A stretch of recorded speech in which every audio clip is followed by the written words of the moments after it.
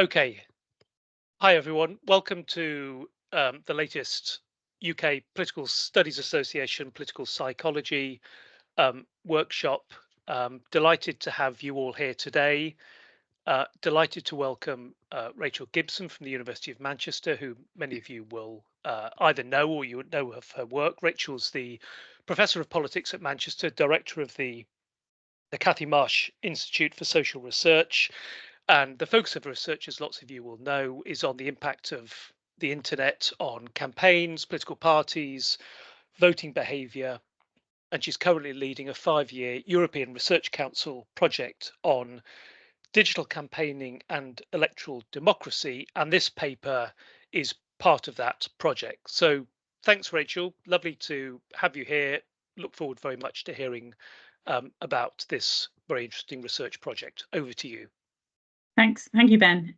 Yes, and I should also give a shout out to my co-author who is here as well, Esmeralda, who we worked on this paper together. So in the usual manner of all the good concerns and questions she can help me with afterwards to answer. So this paper, as Ben said, is a paper which is derived from our research that we've been doing for the last 4 years, looking at digital campaigning across 5 democracies, and we have evidence from 3 that we use in this paper: the US, Germany, and France.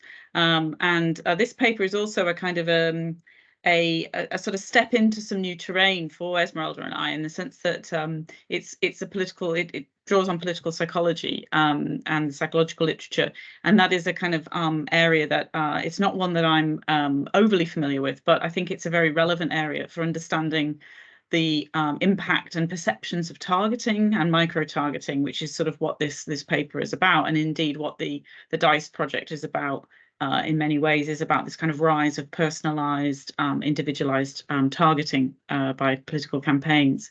So we're looking at this notion of a sort of personalization and privacy, and this idea of a privacy calculus, which has been developed in literature outside of political science, to see if it works in the electoral context, looking at these 3 cases. So I'm just moving through now, and I'm just wondering if I can, for some reason, you can't see me moving through this, can you? No. I'm not sure why it's not letting me progress. Let me just check. I may need to revert back to my original screen for whatever reason, if this doesn't allow me to. There we go. Can you see that one? Yeah. Okay. Yeah. So the funding for this work is, as Ben said, it's a 5-year project. It's a ERC, European Research Council funded project, with a number of co-investigators, and it's due to take in the US and the UK election this year, hopefully. So I should I'm not going to rush to the punchline yet. So the context for the paper is that most studies of political micro-targeting to date have taken a kind of what we might call a macro perspective, that is critically examining the implications of micro-targeting for democracy, and the need for greater regulation, or looking perhaps more at the micro level and looking at the persuasive effects of political micro-targeting, the ability of voters to be aware of it and detect it. And in general, the conclusions to date are quite negative. So there's a sense that it's not the best thing for democracy. It has a number of problems about transparency, privacy. There's limited awareness, and in terms of its mobilizing effects, doesn't seem to have a huge impact on behavior, but there are some attitudinal effects, which again are somewhat concerning because they generally seem to be linked to lowering trust, but also they do seem to have some benefits to a certain degree on levels of interest. But this is very much dependent and moderated by people's prior partisan and issue alignment with the source of the micro-targeting. There's been quite some work as well focusing on attitudes towards, okay, not sure. It's obviously decided that it needs to. Sorry about this. There's obviously been some work as well measuring attitudes towards political micro-targeting, focusing on rising concerns, and the general conclusion has been most voters seem to dislike it, particularly in Europe and the US, and they dislike it more so than other types of advertising. And there are several reasons for this, which is largely connected to legal codification of privacy rights in Europe under GDPR and the sort of stronger norms that are about protecting privacy. But there's been very little systematic testing of the range of reasons for this kind of strong rejection, particularly in a comparative context. But privacy concerns are typically cited as being one of the driving forces about why people don't like political microtargeting. So what we've done is trying to, first of all, kind of think about trying to unpack the drivers of concern about political microtargeting. And you can specify that from the literature and logically as well, or what are likely to be significant, there are three sort of levels of factors that may be driving people's concern. One is to do with the sort of micro level or the individual level. So this has been studied to a certain degree, with studies looking at the impact of gender, age, race and ethnicity and education. And these have been found to significantly influence whether or not people are concerned or not. Younger people tend to be less concerned, notably ethnic minorities and people of migrant backgrounds tend to be less concerned than non-minorities. And education seems to have a slightly bimodal distribution, with lower education and higher education being less concerned. Political factors like ideology and partisanship have been looked at and found so far not to be that significant.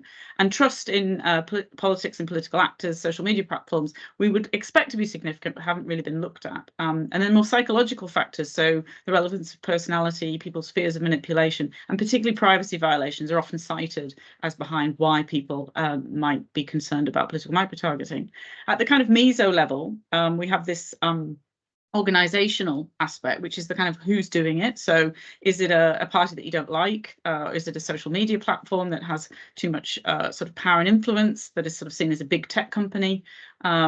Those factors can be seen as important, and also the type of data that's being used. So there is an argument that some of the data that is more kind of public accessible, such as age or gender, or is more visible, if you like, is more understandably seen as something which people are accepting, compared to online behavioural data, which involves more kind of inference and tracking of your online activities.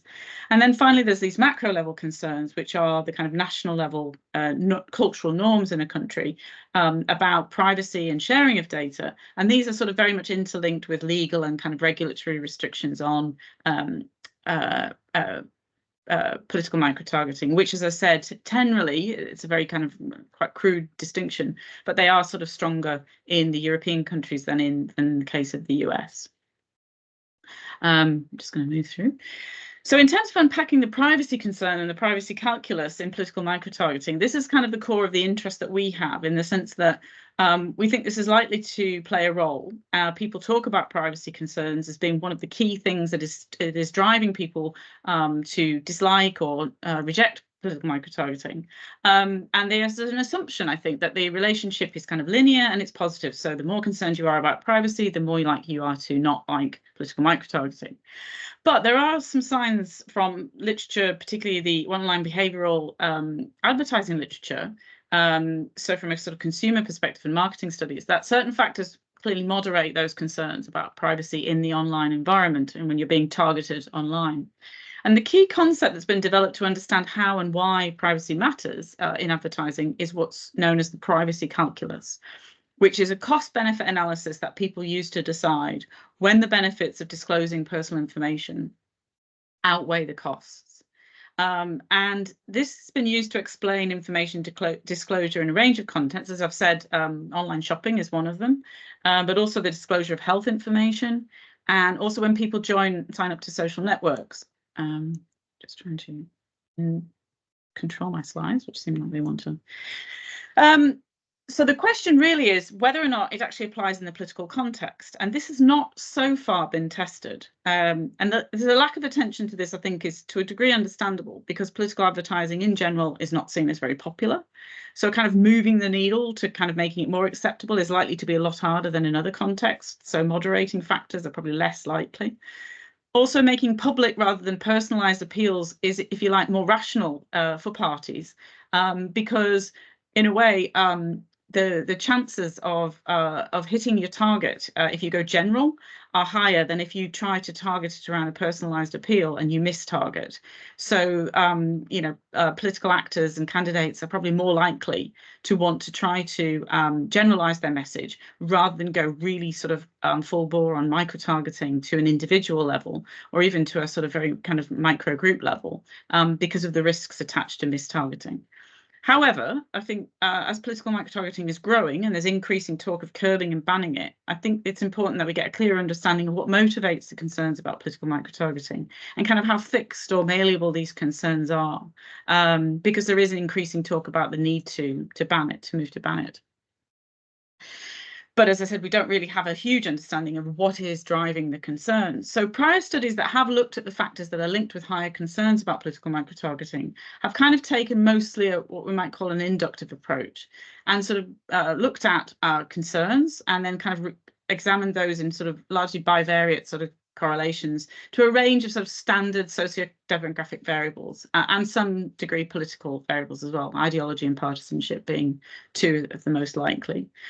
So we look and we can see that there's a relationship here between age, between gender, race, ethnicity, and education. These typically emerge as the significant factors, as I mentioned earlier. So younger voters, male voters, people from ethnic minority background, and sort of older and sort of higher and lower educated tend to sort of emerge as being more accepting of political microtargeting, and of course the converse is true. So what we're proposing to do is take this kind of literature that has kind of looked at these questions and propose a more sophisticated kind of multivariate model that combines these basic predictors with an additional layer of explanatory variables that we looked at earlier, this kind of micro, particularly micro level and also meso level. So to this baseline model, we add a range of other individual political and psychological traits that the literature, or if we like logic, suggests are likely to affect individuals' acceptance of political microtargeting. And as I mentioned, because this paper was first presented at a psychology conference last year, we did look at particularly personality, which we thought may have some role. So we look at the big 5 personality types and how they could be affecting acceptance of political microtargeting. We also look at trust, and particularly trust in political parties, as well as trust in social media companies, and also in the electoral process, because the argument obviously is there that these things are going to affect whether or not people are more or less accepting of political microtargeting, in addition to some of these standard sort of socio-demographic factors. And also we try to kind of measure to a degree the fear of manipulation that political microtargeting represents. And also we include a measure that kind of tries to capture a general dislike of political advertising, meaning that, in a way, people may just not like political advertising as a whole, rather than dislike it because it's micro-targeting specifically. So we try and get at trying to kind of isolate the particular dislike of the micro-targeting element. We add in this privacy calculus variable. We add a range as far as we can of supply level factors. So particularly we look at the type of data that is used in political microtargeting to see if that makes a difference. And finally, because we have 3 countries, we're able to look at the national context and examine how these things differ across the 3 major democracies. So that's the kind of the model. The main independent variable, which is our measure of privacy calculus, is this question, which we have to say we did adapt from another questionnaire. But the idea is that some people prefer their personal details are never collected or shared while they're online, while other people do not mind if these details are used to help personalize the content they see. Using the following scale from 0 to 10, could you please indicate your preference between these 2 views? So at the lower end, we have privacy is very important to me, and I don't want my data collected or used by businesses, other organizations under any circumstances. So that's obviously a strong commitment to privacy. At the other end, we have the personalization aspect, which moderates that. So it's saying, well, actually, personalization is useful for me. So I don't mind if businesses and other organizations I interact with collect and use my data. So that's our kind of, as we say, our scaled measure. A higher score indicates a stronger kind of calculus or preference for personalization. A lower score is a much stronger preference for privacy. So the core hypothesis is that the privacy calculus, this idea that voters accept disclosure of personal information to receive more personalized content online, is not going to apply in the context of targeted political advertising, sort of for those reasons I described earlier, which is that it hasn't been studied much, and the reasons for that, which we kind of sort of understand to be, as we said, moving the needle is very hard, and also there's a kind of bias or an inherent sort of conservatism with a small c for candidates and parties to go for a kind of broader target and not try to do too much micro-targeting. And also they'll probably suspect, or they might be more worried, perhaps in the political context, that people don't like political advertising in general, so not much is going to kind of help you in that regard, and maybe people will be more concerned or more sort of creeped out perhaps by the idea that they're being targeted in a political context. So the kind of the default, or if you like, the H0, the null hypothesis, it's not going to make a difference when we factor in all these other aspects. The alternative hypothesis are that if it does work, then we expect that if it does work to explain voters' acceptance of PMT, or to kind of moderate their privacy concerns and make them more accepting, its effects are going to be stronger with regard to the offline and observable forms of personal data that are compared with the online behavioral tracking. So where people may be more willing to trade off their data, their personal data, to get personalized content, the data that they're willing to trade off, if you like, is going to be the data that they already kind of probably declare or is more publicly observable, and the more private forms of data that they are leaving as a trail, perhaps on the internet, that they'll be less likely to feel that they want to share those data. And if it does work to explain, then the effects will be stronger in the US context than in France or Germany, largely because of our expectation about the role of the regulatory environment, and the fact that we think that those norms of privacy and regulation that are built and codified more so in Europe will kind of exact or exert a stronger influence in terms of people being less likely to want to trade in general their personal data to receive personalized content, and greater desire to protect privacy. So the full set of hypotheses, I won't go through all of them. We can come back to them in the Q&A. But the idea, as you said, is that we have the kind of standard sort of socio-demographic expectations that follow the literature that we know so far and the findings so far. We've then added in the privacy calculus, whereby we've just those hypotheses that I just explained with regard to the null, and then the two alternate hypotheses. For in terms of our questions about personalisation and the privacy calculus and personality, our thinking was that in terms of taking the big five data, the big five personality types, we would say that in general we might expect people who score more highly on openness, extroversion, and agreeableness are going to be less concerned about the use of their personal data than those that score lower on those dimensions. And similarly, people that score perhaps more highly for neuroticism and conscientiousness are going to be more concerned about the use of their personal data. And then we add in trust hypotheses. So we say, well, people who are less trusting of political parties are more concerned about their use of personal data. Those who are less trusting of social media companies are going to be more concerned. And those who are more trusting in the integrity of the electoral administration will be more concerned about the use of their personal data. So that's kind of a question about perhaps electoral integrity and that the administration of the elections in particular, if you trust that that's the case, you're probably more likely to be able to share your data. And those who think social media platforms are going to be used to manipulate voter intentions will be more concerned about their use of personal data. So these are our sort of starting hypotheses, and then I'll just show you what we use to measure those. So the outcome variables that we're interested in is acceptability of political micro-targeting. So for this, we had two questions or two sets of questions that we asked, and we grouped them together. So we have two dependent variables. The first measures this kind of socio-demographic, or what we might call observable forms of personal data. And this question was, political campaigners sometimes try to target their adverts and messages to different groups of voters during an election. Looking at the following list, how acceptable do you think it is for political campaigners to use these different types of personal information to target their ads? And this was a scale, so it went from not at all acceptable to very acceptable. Here we have acceptability of these different kinds of what we call socio-demographic political micro-targeting. So this is a range of kind of characteristics of the person, if you like, that are kind of more either some of them are inferred, obviously, and then some of them are more observable. The other ones are these online behavioral activity types of data which relate to one's behavior online, and it's about the trail that you leave, if you like, when you're active online. And we see this as we see these two types of personal data as being distinct. And we have written a different paper actually where we talked about the difference between them and how this is based in other psychological literature, which I won't talk about here, but we have done testing on IRT scales to see if they make sense, and they do indeed form coherent batteries.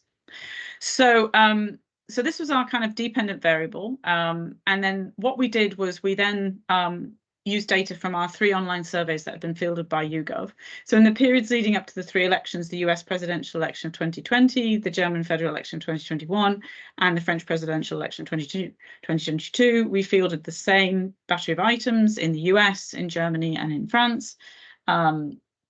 We produced some descriptive statistics, which I'll show you in a sense, about what the acceptance levels were for these different types of data, personal data. And after sort of reviewing the kind of overview of the general levels of acceptance, we ran our 2 models using multivariate regression to predict acceptance of these different types of political microtargeting with a range of our independent variables. So obviously there was our privacy calculus, and then we had the demographics. We had questions about trust in political parties, trust in social media, trust in the integrity of the vote count, trust that the result of the election was not subject to foreign interference, and also this general dislike of political advertising, and our personality variables, although there we got our big 5. So we had a range of our kind of independent variables that mapped onto our hypotheses. Okay, so this is just a table that shows you the distribution of just descriptives of concern about the different types of personal data. So we have our kind of our rows showing our online behavioral data and our personal characteristics, and then the levels of acceptance versus unacceptance versus people who said they didn't know across countries. In terms of the key take home from the descriptives, acceptability of political microtargeting across countries and data types, basically personal socio-demographic characteristics generally are seen as more acceptable than use of online behavioral activities. Particularly age and political views across all 3 countries, we see that they have a kind of majority acceptance. So most people in those countries are willing to accept use of those data for political targeting. More private personal characteristics like religion, religious views, and other aspects of life course events are less accepted, as one might expect. None of the online behavioral activity data actually passed the majority acceptable threshold in any country. But amongst that, most acceptable were publicly available activities, such as if you posted something, if you liked something, followed something, then those data are seen as fair, as fairer, if you like, or more acceptable than you know, more kind of data that is kind of using your contacts or kind of tracing you through geolocation. This is seen as much more acceptable. The rates of rejection in general were typically higher for both types of political microtargeting in the European countries compared to the US, and we're actually highest in France. So there does seem to be some country level differences, although the actual kind of distribution or the distinction between the 2 different types does seem to work across both countries. But the average is higher. Okay, so here are the regression results, and again, just some key sort of take home. So you can sort of see from the table, we ran our models. We've got the US, Germany, and France. In each case, our independent variables run down the side. We don't report here the actual coefficients, but we sort of show the significance levels for each of the variables, and if they were positive or negative. And we start with the socio-demographic targeting. So this is kind of what influenced whether or not people found socio-demographic or personal data use in targeting to be more acceptable. And we found that, as the literature had suggested previously, demographics matter.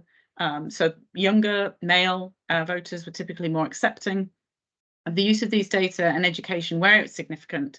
Again, it did turn out to be bimodal, with more higher levels of education, lower levels of education, the lowest level of education being somewhat less concerned than those in the middle. Ethnicity also mattered in the US, so Black voters were more accepting of campaigns, particularly use of socio-demographic data for targeting.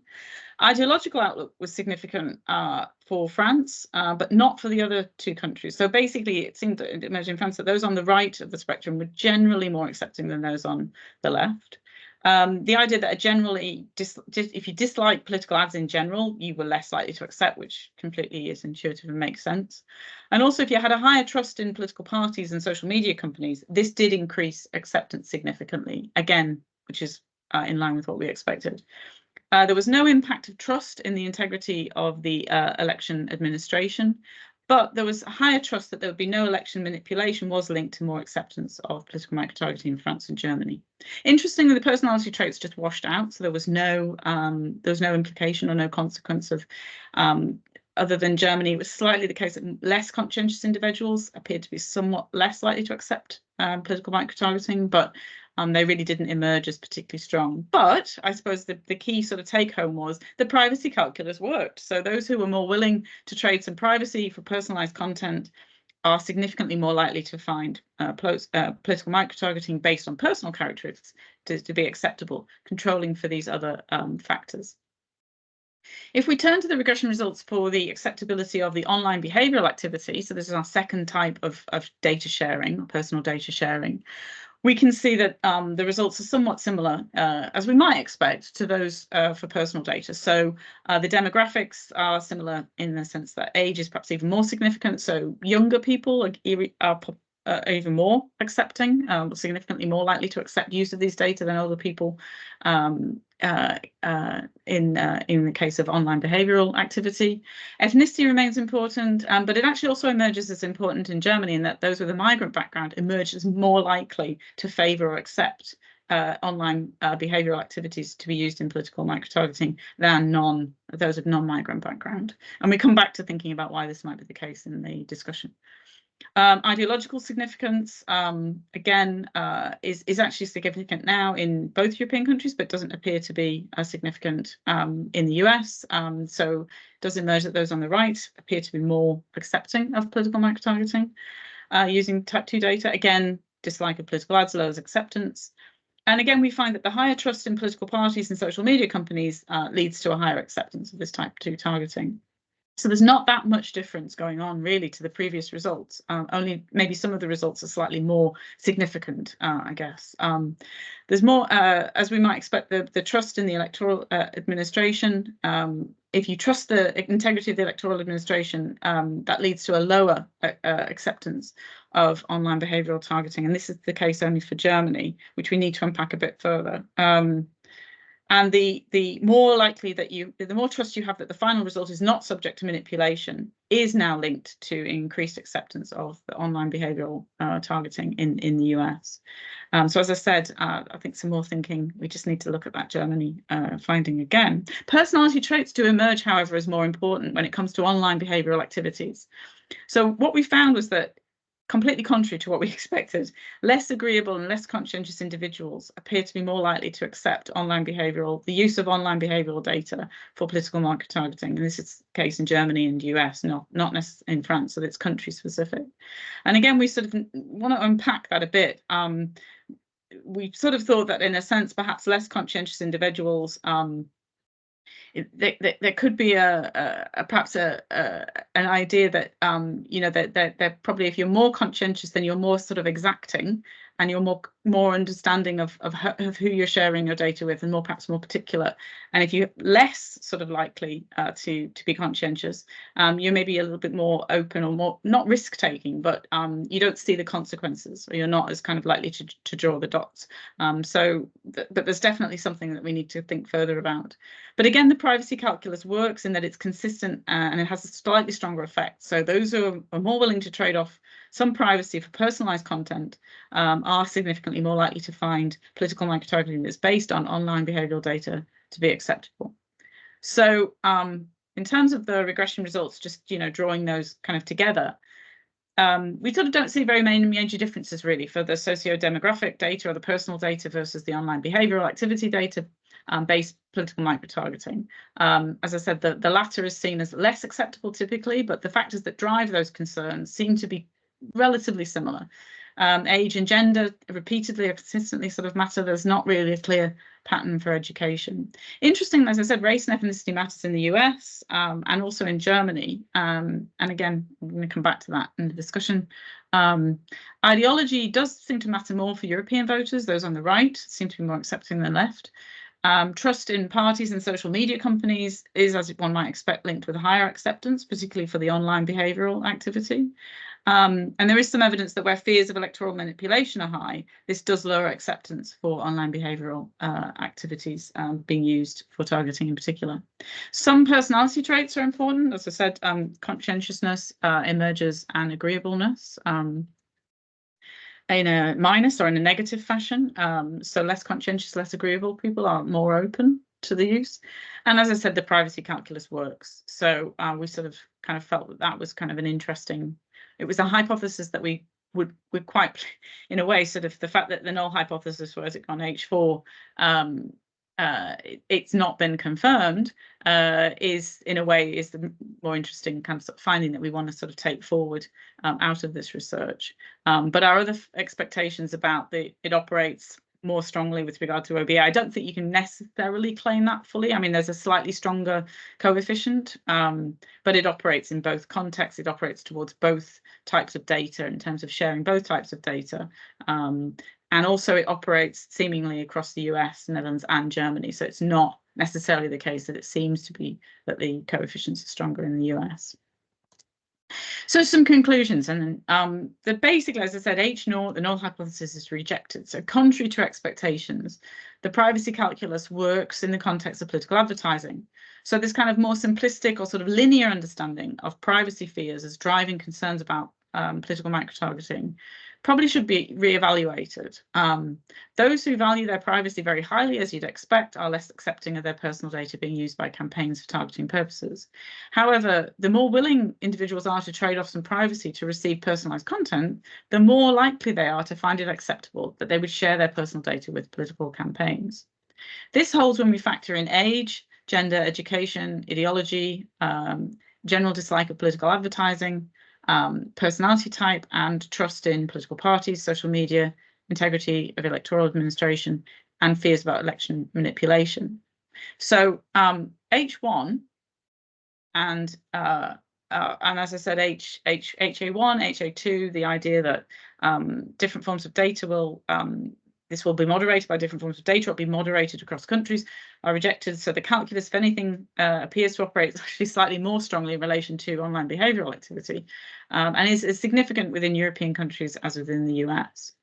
And I think these findings are important in indicating that concerns about political microtargeting need to be understood really in this more nuanced light, and that there are circumstances under which it may be seen to have positives or benefits for certain voters. And this is perhaps where we go to the question about the ethnicity aspect, in that it does seem like ethnic minority voters, those of migrant background, are willing to see more benefits in the use of political microtargeting, which suggests that they understand the fact that it could be used to kind of reach out and mobilize their communities to vote.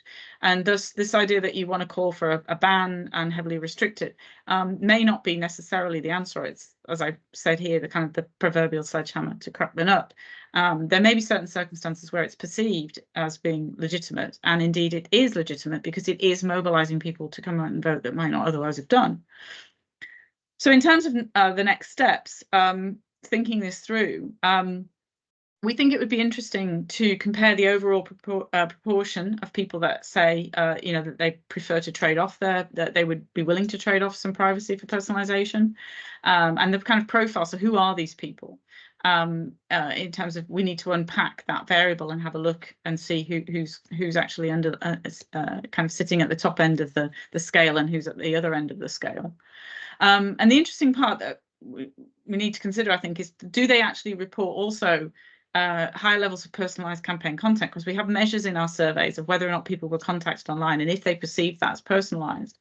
So essentially, is their attitude based on a kind of practical experience of being contacted, so that once those have been contacted, they are more likely to say, yes, I would trade off my privacy for some personalized content because they see it as a good thing?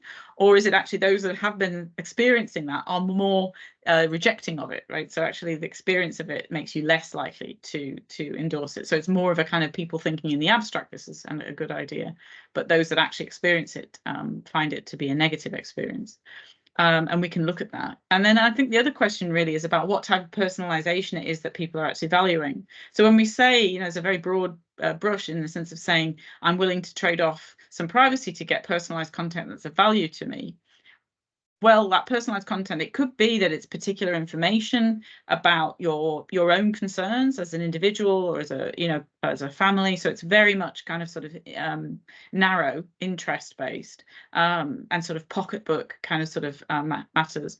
Also, but it could be that people who care about issues like the environment or sort of broader kind of collective redistributive policies, that's what is important to them personally, but it is actually a collective value, and so they're willing to trade off privacy in order to get more information about those kind of more collective redistributive policies, which arguably would mean that there's kind of, again, a sort of more positive perhaps aspect to it, that it's not all about fragmentation and kind of what you can deliver to individual people. And we have some variable in the paper where we do actually ask about what people value about being contacted online and whether or not they prefer to have in particularized issue information or kind of more public sort of information about more public collective goods. So again, we could look at that. So I think that is the sort of what we've identified as being our next steps. But I'll be really interested to get a sense from the audience as well about what they might see as being steps and things that we should look at as well as part of the paper. So I think I'll stop there, Ben. I'm not sure how I'm doing on time. You're bang on, Rachel. Oh, there we go. Okay, well, and my slides obviously decided that I should move on really quickly, and I managed to be able to sort of go backwards, but I hadn't set that up to time it, so I'm not sure whether or not there's some sort of aspect in the technology that you under your control that you you managed to sort of make sure that I kept I was time. controlling it to make sure you kept to time. No, unfortunately not. I'm not as big brother as that. Lovely. Thank you, Rachel. That was fascinating and a really interesting project and a really interesting set of results. So we've got about 20 minutes for questions. So I think anything on what Rachel said, any ideas that people have?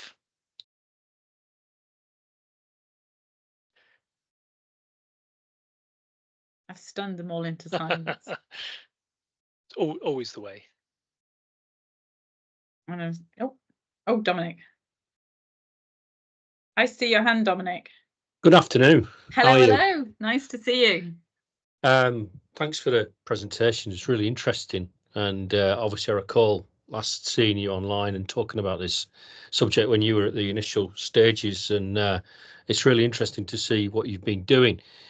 I'm embedded in legacy media and interested in political advertising, and going back to the sort of classic studies in the 70s. And it's really interesting what you're doing in terms of asking people about whether they even want to be targeted. I think back in the 70s, I think if they asked people about their attitudes to being targeted, it was very, very fleeting. It was about whether you'd seen anything. So to have this sort of level of discussion and ethical concerns raised, understandably in the context of what's happened in the last, 6-7 years, is very welcome.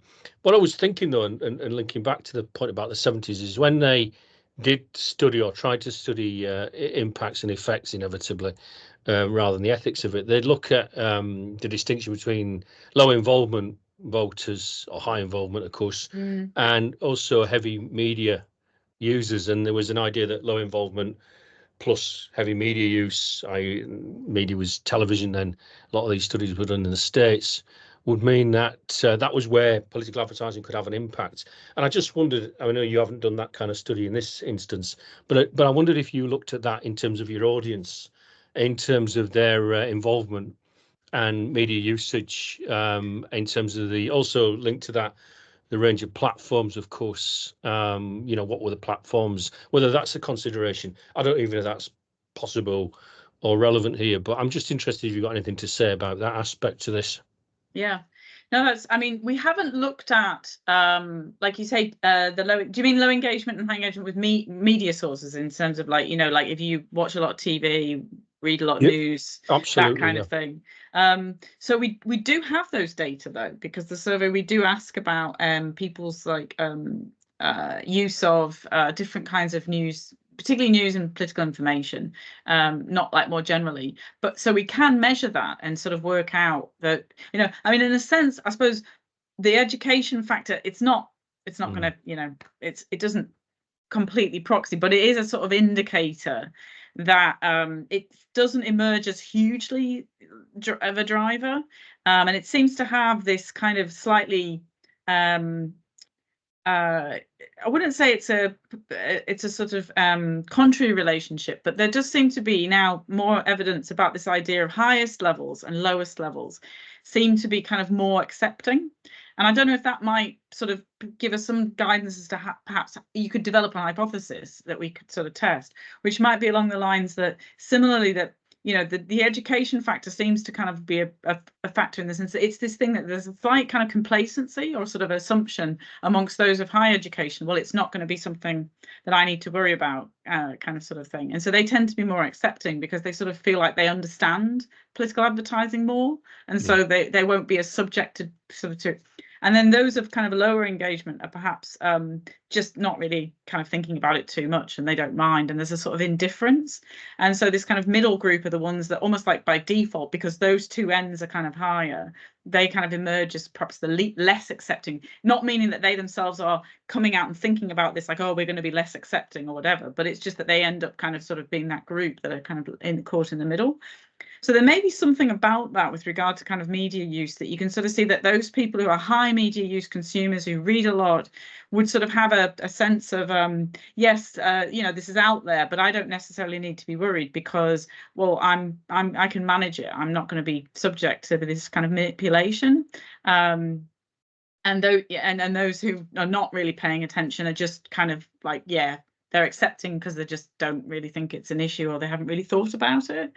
So that might be something to kind of explore, because I think you're right that there's potentially something that would be in there about whether or not that holds would be a really interesting question.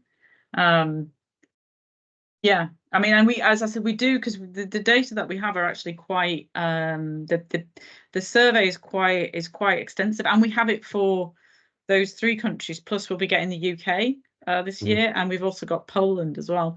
So the idea will be we'll try and sort of replicate and look again and see if these findings hold. So yeah, we haven't, but we can, and I think we should. So yes, thank you for that.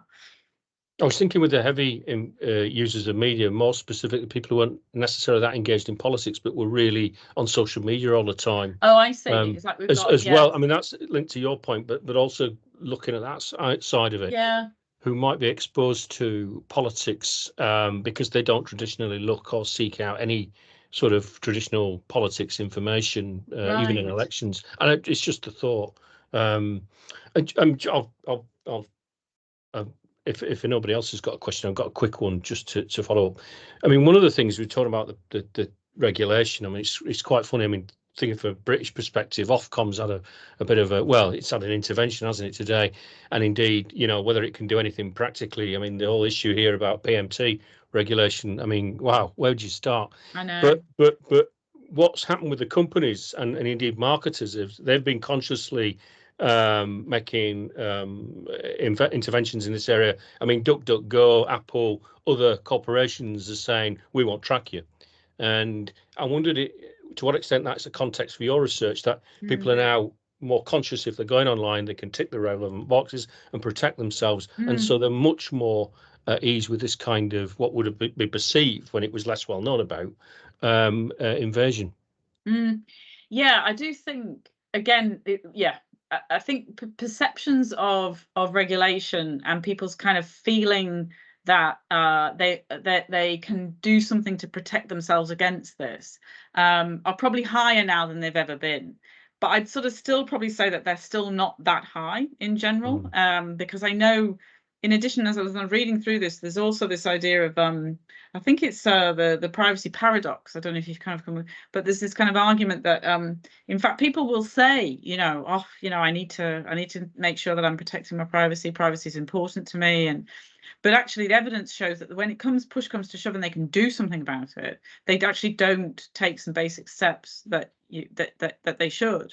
And so generally you do have some small group of individuals that are highly conscious, but they'll be I think a very small kind of minority. And then you've got probably a broader group of people that say, yep, I realize this is important, but then they actually don't implement, you know, the steps. So it's kind of like, well, what's going on there? Why would they, you know, sort of have this kind of slightly mismatched kind of, you know, a bit like the tax and spend kind of sort of question, and then it's not joining the dots.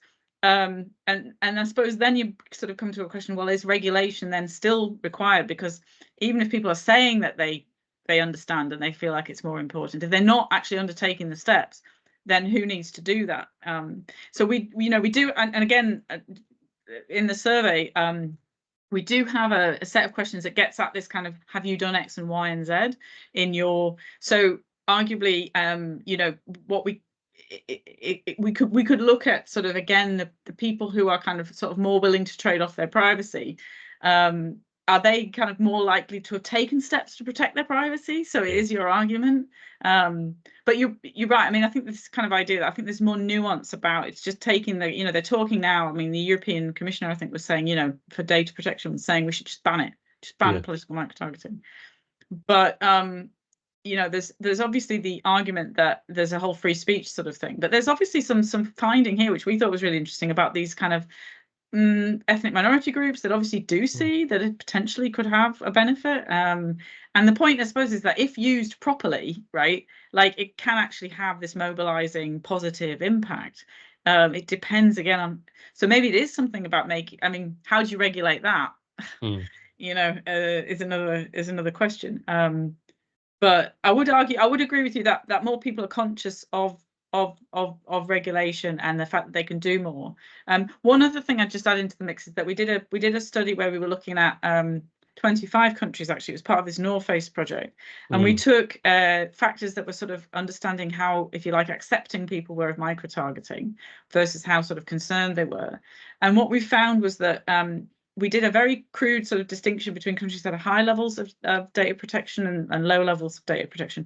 And we used, I think it was DLA Piper. They have a sort of world map. And so, you know, caveat, wasn't the most sort of sophisticated. But what we found was that the higher levels of regulation were actually also linked to higher levels of concern. So in a sense that the more people feel you know, that this stuff needs to be regulated, or the more aware in the environment that they are, that their regulations are there, probably the more tuned they are to thinking that it's a problem, perhaps. So there did seem to be, again, a sort of a kind of a correlation, and we didn't know which way it would go. But yeah, it does sort of seem to kind of indicate that people who have a sense of people do have a sense, if you like, of kind of the importance of regulation, but I don't know if that necessarily then applies to their own individual behaviours. Yeah. Anyway, thank you. Thank you. Lovely. Thanks. Other questions that people have got for Rachel? Oh, Ashley. I see Ashley. Hi, Ashley. Well, minutes get to the. How are you doing, Rachel? Thank you. I really enjoyed that presentation. I just wanted to I just thought about a question about, obviously you said about the big five personality traits, and I thought it was quite interesting how you were saying that obviously you actually ended up getting the opposite results. Especially I know you kind of tried to think of ways of doing that. You're talking about conscientious and a particular idea from it. I was just wondering if you were planning to kind of investigate that anymore, because I think that's quite an interesting finding myself. Yeah, we do, in the sense that I was at a conference when I was away in Amsterdam recently, and I kind of gave this talk.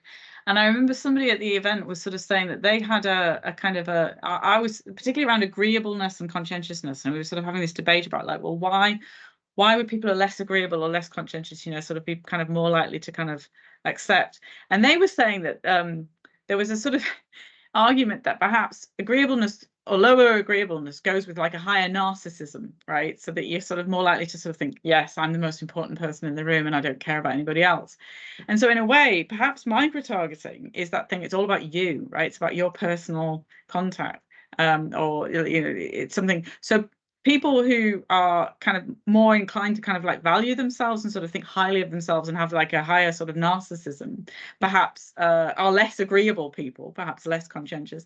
And so maybe that's what's driving it, is that they're more likely to accept micro-targeting. They don't mind people taking, because they think that they're the most important person, and actually they quite like the idea of being micro-targeted because it means it's all about them. And they've done some, I don't know if it was qualitative analysis, but they had some data to actually, they found they had some evidence that was sort of backing this up, this idea. So I was kind of like taken by that, because I sort of thought, well, that's something I hadn't really kind of considered. But yeah, I think the fact that it's kind of repeated, this conscientiousness seems to be kind of sort of like a consistent thing, that it's where they're important. It's definitely the case that people who are less conscientious do seem like they're less or more likely to kind of sort of accept. And I just wonder if that is because, in a sense, maybe we were wrong to start with, in the sense that, you know, the conscientious people are kind of thinking about how their data are being used. They're perhaps more likely to kind of we haven't, as you can tell, we haven't really thought that one through. I think I can see it's a bit of a difficult one. Yeah, it's quite contradictory, isn't it? Yeah, it was. And I think we sort of thought, you know, when we were heading off to this conference, because it was a psychology conference, we thought, well, somebody's going to ask about personality, so we'll make sure we put them in there. And then sort of found that the results were slightly counterintuitive, and I still kind of trying to figure out. But I have seen there is now more studies about that look at the role of personality in terms of like how that is affecting how people view advertising, personalized advertising. And so I think there's a bit more out there, so I'm going to go in and have a look at it. But yeah, I'd be interested in anybody's ideas, in addition to our sort of kind of, you know, slightly kind of inductive kind of musing about like theoretically why that might prove to be the case. So if you have a think about it and let me know, that'll be very interesting. Or you come across anything on your literature search for your, then let me know. Absolutely, yes, definitely. Thank you. Anyone else? I just wondered, Rachel, about I mean, there are different ways of thinking about political micro-targeting. I mean, some people might be really offended. You know, this is you know, they have privacy concerns.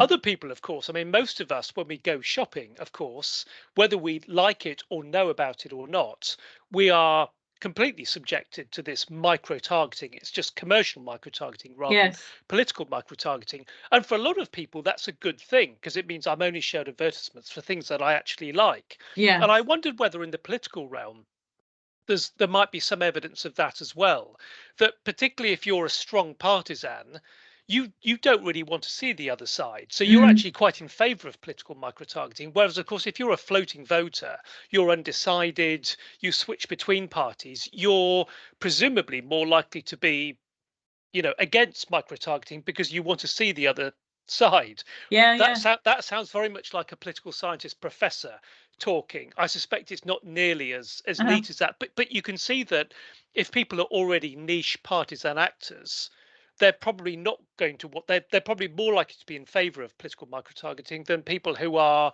much more open-minded, floating voters, etc. Have you got any measures that you could begin to test that? Well, as I said, because we use ideology in these models, because there was a sort of it's the same scale that we sort of had across each of the three cases. But we could also, because we've got measures of partisanship and sort of strength of partisanship. So you're right in the sense that we could actually have we could include in the analysis the extent to which, as you say, like strong partisans of either side are kind of more like versus those that are. I mean, the other one is the undecideds, perhaps, so people who haven't decided how they're going to vote. And we haven't looked, I think we haven't looked at that because it's the pre-election survey. So we would be able to pull out the people that are kind of on the, you know, the undecideds. And that would be really interesting to sort of see if actually there is a kind of because most of the evidence suggests that partisanship is a very strong moderator, or it's kind of it shapes your kind of views about political micro-targeting. So as you say, you know, if you're a strong sort of Democrat and you know that you're being targeted by the Democrats, you tend to think, well, it's fine, it's all right. If you're being targeted by the other side or the Republicans, you know, you'll sort of see that as being something that you really dislike. So that you can't, that's a strong that is a strong prior kind of sort of alignment or congruence that really affects you know, whether or not people are responsive towards political micro-targeting. So it's a factor that we haven't modelled, I think, other than, as I said, vaguely perhaps through ideology, but not really the strength aspect. Yeah. So I've written it down as being another factor that we should look at. Okay, it would be interesting. Yeah. You didn't have in your survey, did you, any measures of people's attitudes to other form of micro-targeting, like in commerce, so you can actually see whether there's something distinctive? Yeah. People's attitudes to political micro-targeting. Yeah, it's a good one. It's like one of those things that you think, no, it's like we should have been able to really kind of sort of have. No, I mean we do. Yeah, we do make it very much about the political kind of sort of context.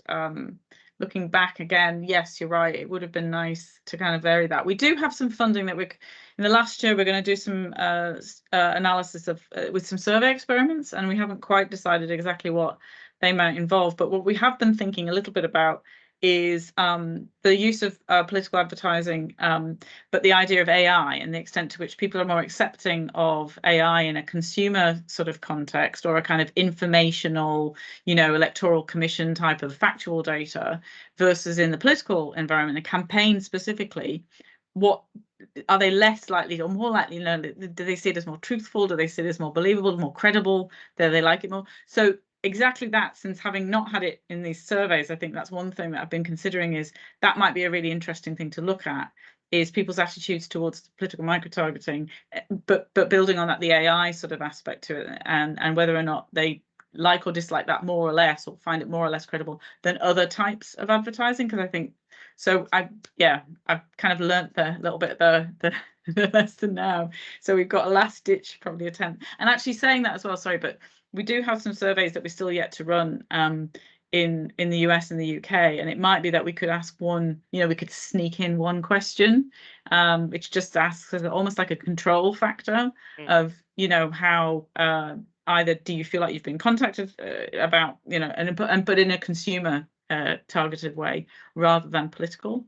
Yeah. Any last final questions or comments? Rachel, is there anything? I know the personality thing, I can't answer that. I'm not equipped to answer that. Is there anything that you'd particularly like any comments back? Is there anything that's niggling on that? I mean, I think there's two, maybe on the as you say, on the kind of micro level, it's the personality thing that within the political psychology group, that's kind of one of the things that, even if people haven't studied this area, it seems to me like there's one I was surprised by when I went to the ISPP conference and presented this, was that there was nothing else on political micro-targeting and attitudes towards it, and the psychological factors that are driving that. And it just struck me that, fears of manipulation, privacy, and sort of personality, these things, be given that the advertising is more about the psychology, right? So the drivers of it and the supply side, in a certain way, political micro-targeting is about appealing to people, not just on the basis of broad group identities, but on the basis of their interests, and trying to kind of, the quote best ideal form of political micro-targeting would be one that would sort of figure out what you, Ben, sort of value and like, and would do that in a sort of psychological profile. So the psychographics are kind of becoming more important, and parties, certainly in the US, are using them. But there's not a huge amount of kind of literature about how people respond. But it just seems to me it's kind of a little bit of a gap in the field. So more about like what psychological literature that would be useful to kind of unpack responses to political micro-targeting would be kind of, so I'm not an expert in the psychology literature, but I'm sure like we've just delved in a little bit with this privacy stuff. If there's other sites, references, kind of literatures or concepts perhaps that we should be thinking about that might help explain people's responses from a psychological perspective, that would be really, I think, useful to kind of get. So there'll be people obviously in the group that are kind of probably familiar with that literature, but don't necessarily think about it in the political micro-targeting context. And it's that kind of transfer over that I think would be really interesting. Okay, fine. Well, I can certainly ask the rest of the group if anyone here has any bright inspirations. They said, there's that study that would be useful. Exactly. Send it across to Rachel and her team. I'm sure they'd be very happy to have it. Lovely. Thank you very much, everyone, for coming. Rachel, thank you for you and your team for excellent presentation. Really fascinating, highly topical, and look forward to seeing the end product. You said you're in your 4th year out of 5. Yeah, So we're you're actually now, I should say, yes, we're just approaching the end. Like the last election will be the UK one, which is next. Well, we Right. don't exactly know when that will be, but No. yeah, it's and just to say, I'm not sure Esmeralda, is she still there? Just to say, Esmeralda, thank you as well for all of the hard work that she's done to get the paper in shape. Oh, she's given me a thumbs up. Well done. Lovely. Yes, Okay. indeed. Well, thanks everyone. Hope everyone's enjoyed it. It's been really fascinating. Rachel, thanks very much. Take care, everyone. No, thank you. Thanks very much, Ben, for the opportunity. All right, thank you. No problems. Bye. Bye.